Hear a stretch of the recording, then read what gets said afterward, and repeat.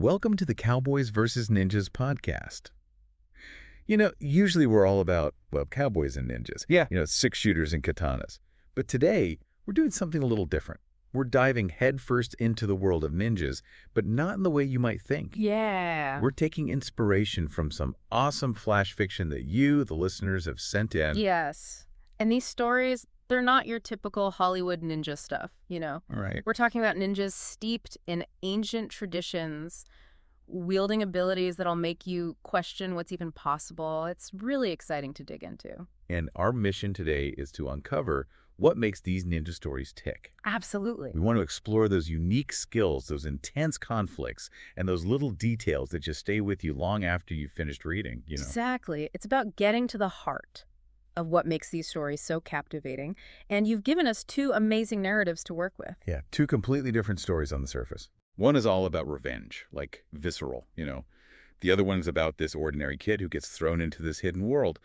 But both of them hint at something much bigger going on underneath, something kind of lurking in the shadows. Exactly. It's like there's this whole other layer of depth waiting to be explored, and that's what we're going to do today. So first up, we have Severed Bonds. Mm. This story follows Hiroki, a teenage ninja, and he is consumed by this, like burning desire for revenge after his family vanishes. Poof, gone. Ooh, yeah, that's a powerful setup.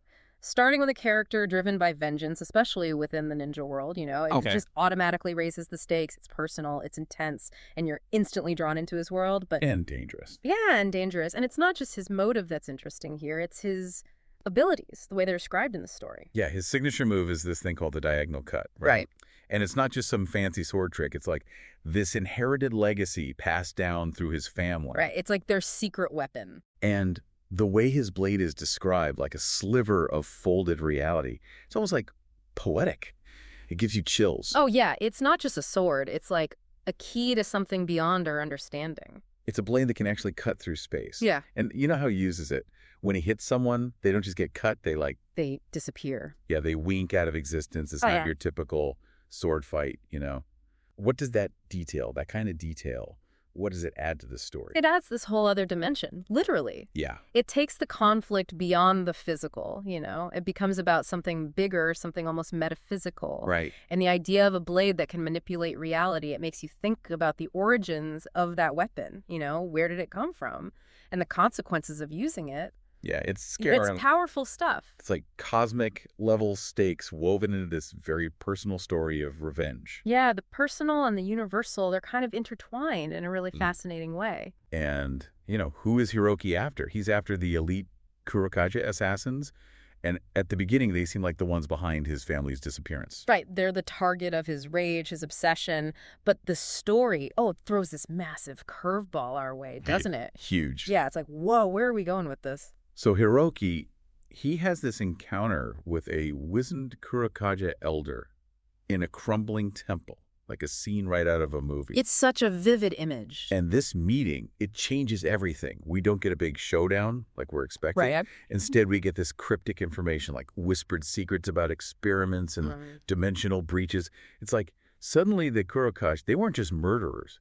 They were involved in something way more complicated, way more dangerous. Oh, much more. And the way the elder speaks, it's so haunting. He says, their experiments, he harass the dimensional breach is too dangerous. Like something's weighing on him, something he regrets.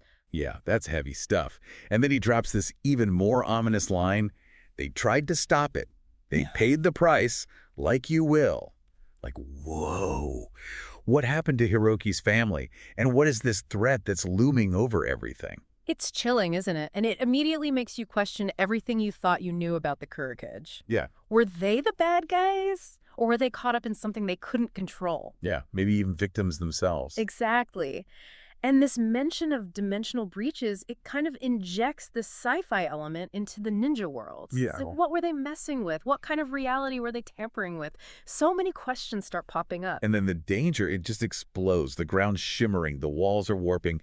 There are these terrifying screams coming from a swirling vortex. It's like reality is coming undone. It's like at that point, Hiroki's revenge, it just seems so small compared to what's happening. Yeah, it's dwarfed by the sheer scale of the threat. The story, it gets so much bigger.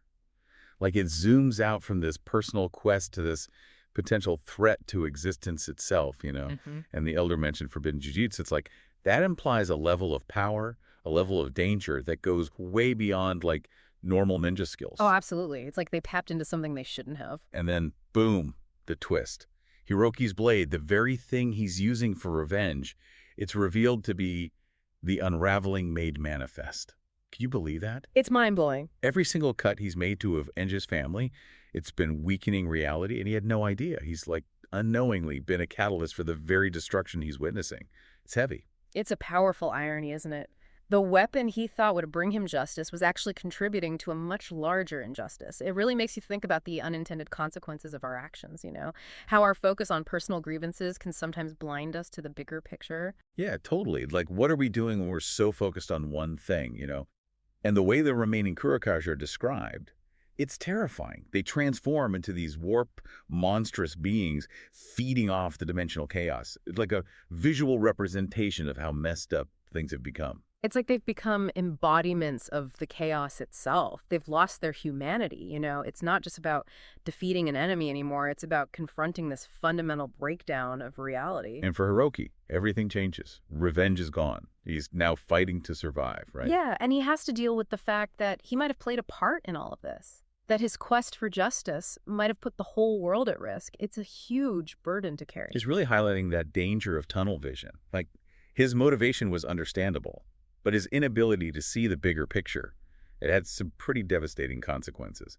So yeah, it makes you think about responsibility and the unforeseen ripple effects of our actions, even when they're driven by, like, righteous anger. It's a powerful message, especially within the context of a ninja story, It takes on this whole other level of significance. Okay, ready for a complete shift.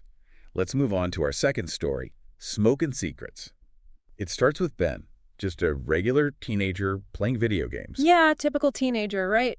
While his parents are having this, like, weird conversation on the couch, it's a very normal, very everyday kind of opening. That's what makes it so effective. What does that contrast, that normalcy at the beginning, what does it set up for the rest of the story? It creates this sense of, like, hidden depths, It's like saying that extraordinary things can be happening right under our noses, concealed by the everyday. We think we know what's going on, but there's this whole other world just waiting to be revealed. And the reveal, it comes out of nowhere.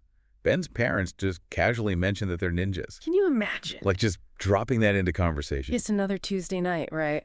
And Ben, he doesn't believe it, of course. He thinks it's a pretty lame joke, which is a completely normal reaction. Mm-hmm. Yeah, it's a way for the reader, or in our case, the listener, to relate to Ben, Totally. We're all thinking, yeah, right, ninjas. But then it makes the proof so much more powerful when it comes. And the proof, it's undeniable. Dad whips out shurikens, like, bam. Real shurikens, and he takes this defensive stance. It's a complete 180 from that casual conversation they were having just moments ago. It's the moment the impossible becomes real. The shurikens, they're not just toys. They're a symbol of this hidden life that Ben's parents have been living. And for Ben, it just shatters his whole perception of his family and his world. Suddenly, he's being thrown into this crash course in ninjutsu.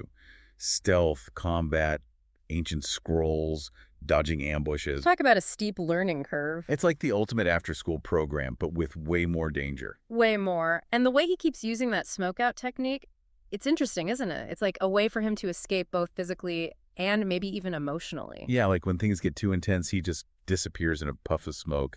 It could be his way of coping with this sudden, overwhelming change in his life. Yeah, makes sense.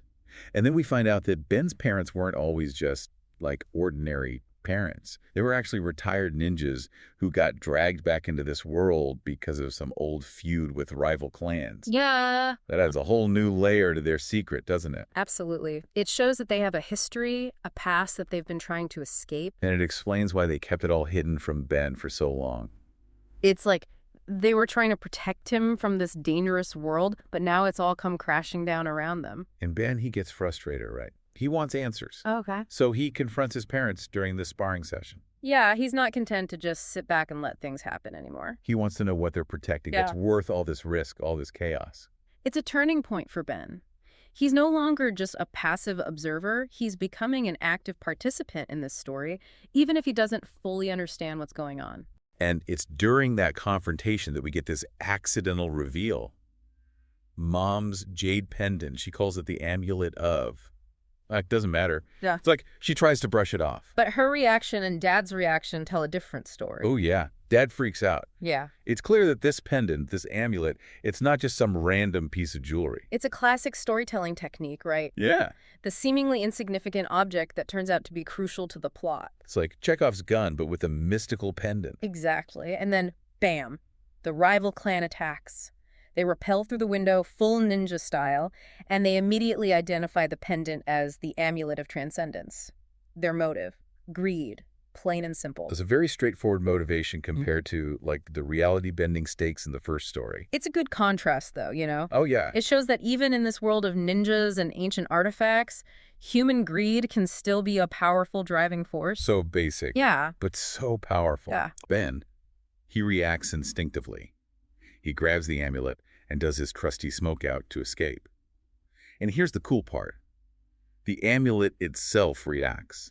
It's described as thrumming with energy, with purpose. It's like, this thing is more than just a valuable object, you know? It hints at some kind of power within the amulet, maybe even a connection to Ben himself or his family's legacy. It's like, it's choosing him. Yeah. And that exchange on the rooftop, I love that. The rival ninja taunts Ben, calls him a coward for using smokeouts. Mm-hmm. But Ben, now holding this powerful amulet, he shoots back. They're strategic. He's not just running away anymore. He's thinking like a ninja. It's a great moment of growth for him. He's starting to find his place in this new world, using his skills, using his wits to survive. He's not the scared kid anymore. He's becoming something more. And as he disappears into the night, it's like he's taking his first real step into this secret world. It's the beginning of his journey, and we're left wondering what's going to happen next. What will he do with this power he stumbled upon? So there we have it. 2 incredible stories about ninjas.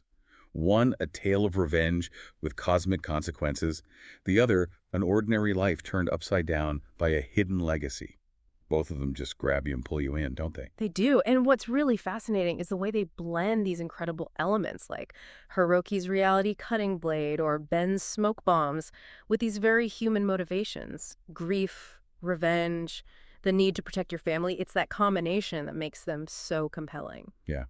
And in both stories, the characters are forced to confront something way bigger than themselves.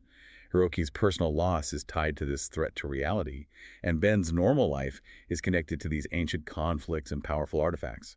It makes you wonder, what hidden layers might exist in our own lives? Are there bigger stories unfolding around us that we're not even aware of? It's a thought-provoking idea, right? It really is. It makes you question what seemingly insignificant details in your own life might actually be connected to something much bigger, something more meaningful. It's like there's this whole hidden world out there just waiting to be discovered if we pay close enough attention. That's a perfect note to end on. Thank you so much for sharing these amazing stories with us and for joining us on this exploration of the ninja world on the Cowboys vs. Ninjas podcast. And hey, if you're craving more tales of samurai and gunslingers and all things awesome, make sure to rate and follow for more Cowboys vs. Ninjas episodes. We'll see you next time.